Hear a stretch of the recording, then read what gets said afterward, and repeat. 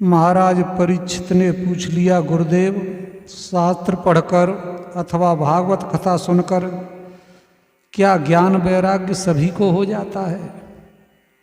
श्री गुरुदेव बोले, नहीं राजन, सबको तो भागवत कथा 100 बार सुनाने से, शास्त्रों को घोलकर पिला देने से भी ज्ञान वैराग्य नहीं जागता। वेदों को घोल पिला देने से भी नहीं होता, और जिनको होना होता एक वाक्य से हो जाता है। आत्मदेव को अपने पुत्र गोकर्ण की एक बात सुनकर करके ही वैराग्य हो गया था, और कलकत्ता के सेठ लाला बाबू धोबिन की एक बात को सुनकर के ही वैराग्य हो गया।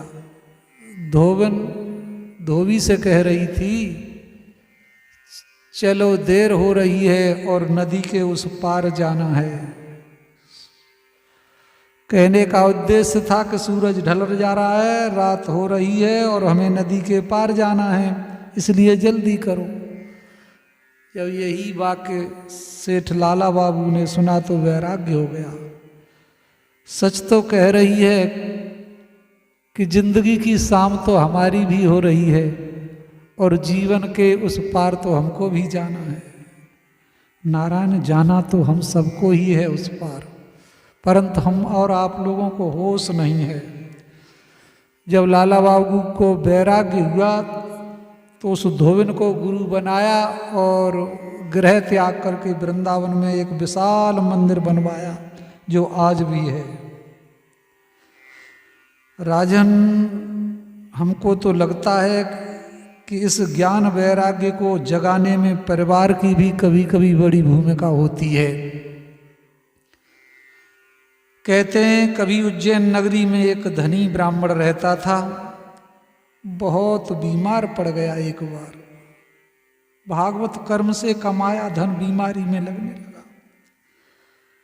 अब परिवार पत्नी बेटों को लगा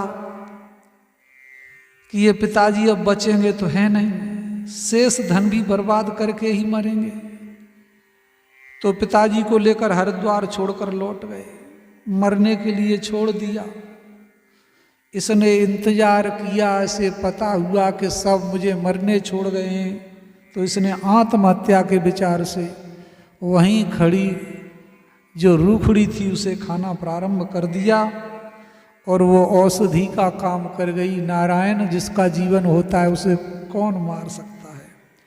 जब ये स्वस्थ हो गया तो वैराग्य जाग गया। कौन किसका परिवार, कौन किसका धन। धन मेरा होता तो मेरे प्राण बचा लेता, पत्नी और बेटे बच्चे मेरे होते तो मुझे यहाँ छोड़कर न जाते। सो नारायण, हम जैसा होता तो जाकर के बेदखल कर देता बच्चों को, परंतु ये कहीं नहीं गया, वहीं गलियों में भीख मांगता था और लोगों को जगाता था।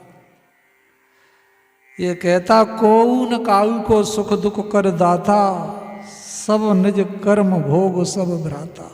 अपनी करनी का ही भोग है नारायण, किसको दोष दिया जाए। जाग जाओ प्यारे, देर हो रही है।